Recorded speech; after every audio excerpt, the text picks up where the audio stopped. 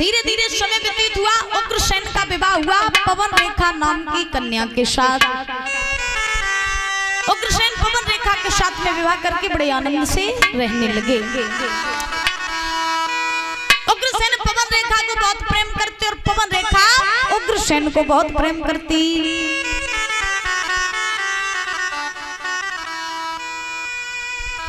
पहले की स्त्रियां अपने पतियों से बहुत प्रेम करती थी मैया, बहुत प्रेम। अब नहीं करती हैं। हाँ, अब नहीं करती हैं। करती हैं कब तक? जब तक पति शॉपिंग करावे तब तक।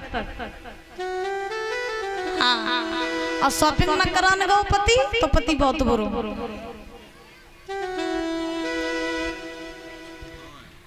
पहले की स्त्रियां अपने पतियों से बहुत प्रेम करती थी, बहुत बड़ी पतिव्रताएं थी। आजकल तो हम देखते हैं कि महाराज बिल्कुल भी सारी प्रथा ही खत्म हो गई। स्त्रियों की हर प्रथा खत्म हो गई। आजकल स्त्रियों के अंदर कोई भी मर्यादा नहीं रही। बिल्कुल सत्य बात बता रहे भैया। आजकल स्त्रियों के अंदर किसी भी चीज की कोई भी मर्यादा, कोई भी लज्जा नहीं रही।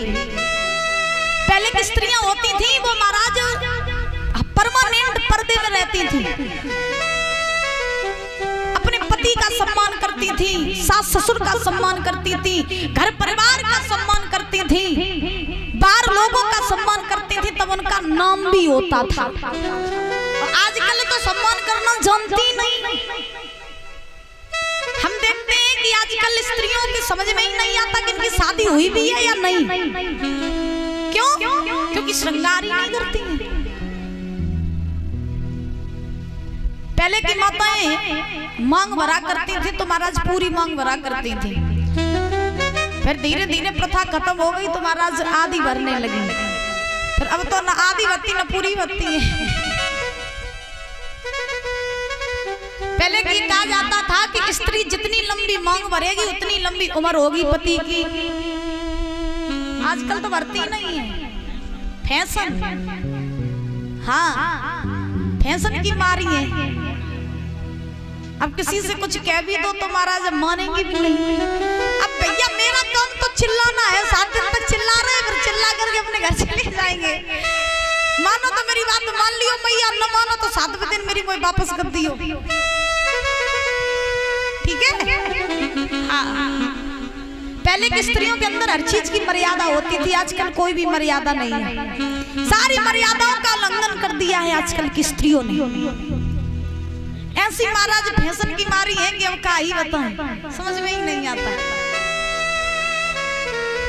घर में अगर ससुर है तो समझ में नहीं आ रहा कि घर में कौन ससुर है कौन बहू है। हाँ, लाज पर्दा भी नहीं रही, कुछ भी रहा ही नहीं समाज में आजकल।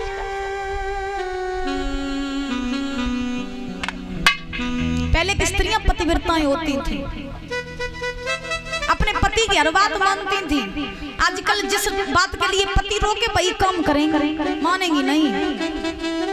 पति ये कह दे कि यहाँ नहीं जाना है तो वहीं जाएंगी। तुमने रोका तो रोका कैसे? हम नहीं मानेंगे तुम्हारी बात, हम तो जाएंगे। हाँ, और एक बार अगर घर की भवानी रूठ जाए तो फिर मनती बहुत देर में। सही बात है परीक्षित महाराज, तो वहीं तो नहीं रूठेगा आदमी है?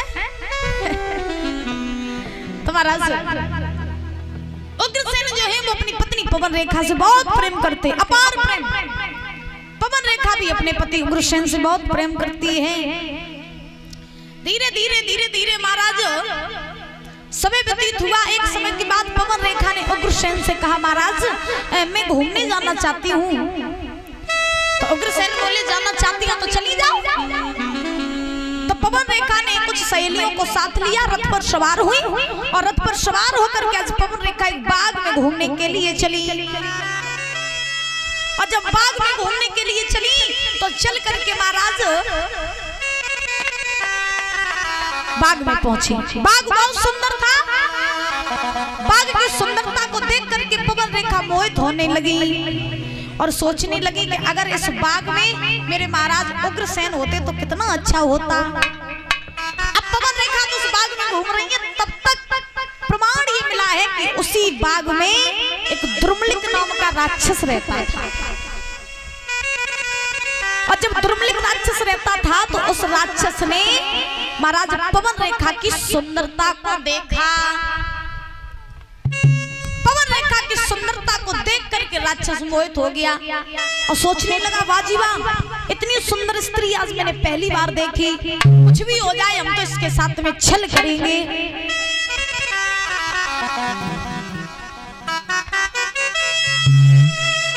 काम वासना प्रकट हो गई। एक बात बताएं भैया,